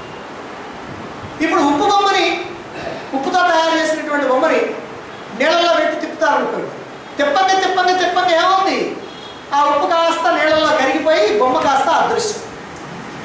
అలాగే జీవుడు ఈ పరమాత్మను స్మరిస్తూ స్మరిస్తూ ఆ పరమాత్మలో కరిగిపోయి కలిసిపోయి పరమాత్మాకారంగా మారిపోతాడు. ఉప్పు బొమ్మ ఏ ఆకారంగా మారింది? నీటి ఆకారంగా మారింది. ఇప్పుడు బొమ్మ లేదు, మొత్తం నీరైపోయింది. అదే ప్రకారంగా ఇక్కడ జీవుడు కూడా పరమాత్మను స్మరించి స్మరించి స్మరించి పరమాత్మాకారంగా మారిపోతాడు. ఇక జీవుడు అనేటువంటి వాడు ఉండడు. ఇప్పుడు భక్తుడు భగవంతుడు ఒక్కటే అయిపోతారు. ఇలా దీన్ని సాయుధ్యం అన్నారు. కాబట్టి ఇక్కడ మనం చెప్పుకున్న 3: శ్రవణం, మననం, నిధిధ్యాసనం. శ్రవణం ద్వారా సామీప్యం, మననం ద్వారా సారూప్యం, నిధిధ్యాసనం ద్వారా సాయుధ్యం. ప్రతి వ్యక్తి, ప్రతి జీవుడు ఇలా శాస్త్ర శ్రవణం ద్వారా భగవంతుడి గురించి తెలుసుకొని, మననం ద్వారా భగవంతుడి యొక్క యథార్థమైనటువంటి రూపాన్ని దర్శించి, నిధిధ్యాసనం ద్వారా భగవంతుడిలో ప్రవేశించి లీనమైపోవాలి, భగవదాకారంగా మారిపోవాలి, అలా భగవంతుడిగా మిగిలిపోవాలి. కొంతమంది కేవలం శ్రవణం చేసి భగవంతుడిని తెలుసుకొని తృప్తి చెందుతారు. భగవంతుడి గురించి చక్కగా తెలుసుకున్నామండి, ఇక చాలు అని తృప్తి చెందుతారు. అంతటితో తమ పరిపూర్తి అయిపోయిందని భావిస్తూ ఉంటారు. దానివల్ల కొంత ప్రయోజనం మాత్రమే కలుగుతుంది. ఇంకా సాధన కొనసాగించి భగవంతుడితో సాయుధ్యం చెందాలి, భగవంతుడితో కలిసిపోవాలి. అప్పటిదాకా వెనకడుగు వేయకూడదు. బజార్లో మంచి మామిడి పళ్ళు వచ్చినాయి అనుకోండి, ఎండాకాలంలో రంగు కానీ రుచి కానీ చాలా బ్రహ్మాండంగా ఉన్నాయని స్నేహితుడు చెప్పాడు. దాంతో మామిడి పండు గురించి తెలుసుకున్నావు. జ్ఞాతం, ఇప్పుడు దేవుడు కాదు మామిడి పండు, మామిడి పండు గురించి జ్ఞాతం తెలుసుకున్నావు. ఎట్లా తెలుసుకున్నావు? నీ స్నేహితుడు చెప్పాడు, ఆయన చూశాడు, చూసి వచ్చి చెప్పాడు, బ్రహ్మాండంగా ఉన్నాయండి పళ్ళు, భలే రుచిగా ఉన్నాయండి, నేను తిన్నాను అని ఏదైనా చెబుతాడు. చెప్పగానే ఆ మామిడి పండు గురించి ఇప్పుడు నీకు తెలిసింది, అదే జ్ఞాతం. అలా తెలుసుకున్న తర్వాత దాని గురించి ఆలోచిస్తూ ఉంటాం. దాని గురించి ఆలోచిస్తుంటే నోట్లో లాలాజలం ఊరుతూ ఉంటుంది. ఎందుకంటే ప్రతి సంవత్సరం తింటానే ఉన్నాం. ఇక తెచ్చుకోవాలనేటువంటి ఆసక్తి పెరుగుద్ది. ఏమైనా సరే మనం కూడా పోయి తెచ్చుకుందాం అంటాం. ఆగలేక బజారుకి వెళ్తాం. అందంగా పేర్చి ఉన్నటువంటి మామిడి పండ్లని బండి మీద చూస్తావు, వాటిని ఆసక్తితో చూస్తావు అంటే ద్రష్టం. ఇందాక ఏమిటి? స్నేహితుడు చెప్పాడు జ్ఞాతం. ఇప్పుడు నీ అంతటి నువ్వు పోయి చూచావు, ద్రష్టం. మరి చూసిన తర్వాత నెలకొండుకుంటే ఏం రుచిగా ఉంటుంది నీకు? ఊరికైనా చూస్తే రుచిగా ఉంటుందా? దాని రేట్ ఎంతో తెలుసుకొని బేరం చేసి తెచ్చుకున్నావు. తెచ్చుకున్నా కూడా ఏం లాభం లేదు. తెచ్చుకున్న తర్వాత దాన్ని కోసుకొని తిన్నావు, అది కాస్త బొజ్జలోకి పోయింది, ప్రవేశం లోపలికి పోయింది, ప్రవేశం. ఇప్పుడు బ్రహ్మాండంగా తింటే ఇలాంటి పండే తినాలండి అని అంటారు. అంటే మామిడి పండు గురించి కనుక తెలుసుకుంటే నీకు ఎంత ఆనందమో, భగవంతుడి గురించి ఊరికి శాస్త్రాల ద్వారా శ్రవణం చేస్తే అంతే ఆనందం. కానీ పండుగ కనుక తింటే నీకు ఎంత ఆనందం వస్తుందో, జీవుడు దేవుడిలో ఐక్యమైతే అదిగో అంతకంటే గొప్ప ఆనందం. ఇదైతే తాత్కాలిక ఆనందంగా, అది శాశ్వతమైనటువంటి ఆనందం. కాబట్టి తెలుసుకుంటే చాలదు, చూస్తే చాలదు, ప్రవేశించాలి, అంటే తిరిగి ఆనందించాలి. ఇక్కడ అలాగే భగవంతుడి గురించి తెలుసుకుంటే చాలదు, తెలుసుకుని ఆ రూపాన్ని దర్శించాలా, దర్శించినంత మాత్రాన్ని చాలదు, ఆ రూపంలో ప్రవేశించాలి. అప్పుడే పరిపూర్ణమైనటువంటి ఆనందం. కేవలం వేదాధ్యయనం వల్లనే ముక్తి కలుగుతుంది అంటే చదువు రానటువంటి వాళ్ళు, అయ్యో మేము వేదాలను చదువుతామండి, మాకు ఆహాలు రావు, ఏబిసిడీలు రావు, ఎప్పుడో వానాకాలం చదువుకున్నా 1వ తరగతో 2వ తరగతో, మేము వేదాధ్యయనం ఏం చేయగలుగుతాం, మా గతి ఏమైపోద్ది, వేదాధ్యయనం చేయాలంటున్నారు కదండి అని వాళ్ళు దిగులు పడాలి. సరే, గొప్ప గొప్ప తపస్సుల వల్ల మాత్రమే ముక్తి కలుగుతుంది అని అంటే సంసార బంధాల్లో చిక్కున్నటువంటి వాళ్ళు, ఏమండి మేము ఎక్కడికి పోతామండి సంసారాన్ని వదిలిపెట్టి ఇల్లు వాకిలు వదిలిపెట్టి ఎక్కడో అడవులకు పోయి గడ్డాల మీసాలు పెంచుకొని తపస్సులు చేయాలంటే మాకాడ కుదురుద్దండి అని వాళ్ళు బాధపడాలి. సరే దాన ధర్మాలు చేసి ముక్తిని పొందొచ్చు అనుకుంటే డబ్బు లేనటువంటి వాళ్ళు, సంపద లేనటువంటి వాళ్ళు ఏమండి మేమేం దాన ధర్మం చేస్తామండి, ఏ పూట కాపూట మేము సంపాదించుకొని తెచ్చుకోవాలా అని వాళ్ళు దిగులు పడాలి. మరి యజ్ఞయాగాలు చేసినటువంటి వాళ్ళకే ముక్తి అని అంటే ధనబలము జనబలము లేనటువంటి వాళ్ళు ఇదిగో మాకు ఎట్లా కుదురుద్దండి అని బాధపడాలి. కనుక దీన్ని బట్టి మనకి ఏం తెలుస్తుందంటే ముక్తి అనేటువంటిది ఏదో కొంతమందికి హక్కుభుక్తమైనటువంటి విషయం కాదు. ధనం లేకపోయినా, జనం లేకపోయినా, సంపదలు లేకపోయినా, విద్య లేకపోయినా, మేధాశక్తి లేకపోయినా పరమాత్మని అందుకోవడానికి ఏమి అడ్డంకులు కావు. ఇవేమీ మనకు అక్కర్లేదు. ఎలా? అదే అనన్య భక్తి అని భగవానుడు చెప్తూ ఉన్నాడు. అనన్య భక్త్యా తు అని అక్కడ తు ప్రయోగం చేశాడు. అంటే అనన్య భక్తి వల్ల మాత్రమే నువ్వు పరమాత్మ యొక్క సాక్షాత్కారాన్ని పొందగలవు అని. అందుకే భగవద్గీతలో కూడా చివరిలో భగవానుడు చివరి శ్లోకంలో ఏం చెప్పాడు? సర్వధర్మాన్ పరిత్యజ్య మాం ఏకం శరణం వ్రజ అహం త్వా సర్వపాపేభ్యః మోక్షయిష్యామి మా శుచః. సర్వధర్మాన్ పరిత్యజ్య, అన్ని ధర్మాలు వదిలిపెట్టేసేయండి అన్నాడు. ఇదేంటండి అన్ని ధర్మంగా నడుచుకోండి అన్ని ధర్మాలు చెప్పి చివరిలో ధర్మాలన్నీ వదిలిపెట్టేయమంటాడు ఏమిటండి? సర్వధర్మాలంటే ఈ లోకంలో నీకు ఏ ధర్మాలు అయితే ఉన్నాయో అన్నీ వదిలేసి మెలకుండా ఉరుకోమంటాడా? ఆహా, సర్వధర్మాన్ పరిత్యజ్య అంటే వదిలేయండి కాదు, వదిలేసి మాం ఏకం శరణం ప్రజ, నన్ను ఒక్కడే శరణు పొందండి. కాబట్టి ఆయన శరణ పొందితే ఇవ్వవచ్చు. ఈ వదిలి ఆయన శరణ పొందకపోతే రెంటికి చెడ్డరేవడవుతాం, ఇంటి కొట్టికి బట్టి కొట్టికి రెంటికి చెడతాం. కాబట్టి అందుకని ఏం చేయాలి? సర్వధర్మాన్ పరిత్యజ్య మాం ఏకం శరణం ప్రజ.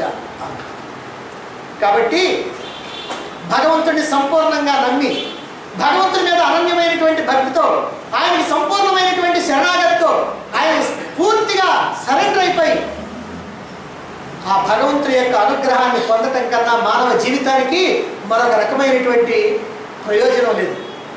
ఈ జీవితానికి సార్థక్యత, ఈ జీవితాన్ని సార్థకం చేసుకోవడానికి మరొక ఉపాయం ఇంకా లేనే లేదు. కనుక అనన్యమైనటువంటి భక్తితో మాత్రమే భగవంతుడిని తెలుసుకోగలం, భగవంతుడిని దర్శించగలం, భగవంతుడిలో ప్రవేశించగలం. భగవత్ సాక్షాత్కారంతో ఆ భగవంతుడిగా మనం ఉండిపోగలం. భక్తి లేకపోతే ఏమున్నా ప్రయోజనం లేదు, భక్తి ఉంటే ఏం అక్కర్లేదు. ఈ రెండు మాటలు కూడా గుర్తుపెట్టుకోవాలి. భక్తి లేకపోతే ఇక నువ్వేం చేసినా ప్రయోజనం లేదు. భక్తి కనుకుంటే నువ్వేం చేయాల్సిన అవసరం లేదు. ఆ భక్తి ఒక్కటే చాలు. అటువంటి అనన్య భక్తి కలగాలంటే ఏం చేయాలి అని అడగకుండానే భగవానుడు ఉపాయాన్ని తెలియజేస్తా ఉన్నాడు. అద్భుతమైనటువంటి శ్లోకం, చివరి శ్లోకం. ఈ శ్లోకాన్ని గీతార్థ సార సంగ్రహ శ్లోకం అని అంటారు. గీతార్థ సార సంగ్రహ శ్లోకం అంటే ఈ అధ్యాయం యొక్క అర్థం కాదు, భగవద్గీత మొత్తం యొక్క అర్థాన్ని గీతార్థ సార సంగ్రహం, భగవద్గీత యొక్క సారమంతా ఏమిటో అందులో చెప్తున్నారు. అంతేకాదు భగవంతుడి మీద అనన్య భక్తి ఉండాలని చెప్పారు కదా. ఇప్పుడు ఆ అనన్య భక్తి ఉండాలంటే మనకొక స్టెప్స్, మెట్ల మార్గాన్ని, సాధనా మార్గాన్ని ఇవ్వబోతా ఉన్నారు. అద్భుతమైనటువంటి శ్లోకం. ఈ శ్లోకం కూడా భగవద్గీతలో 2 సార్లు వస్తుంది. మరి అదేమిటో మనం రేపు తెలుసుకుందాం.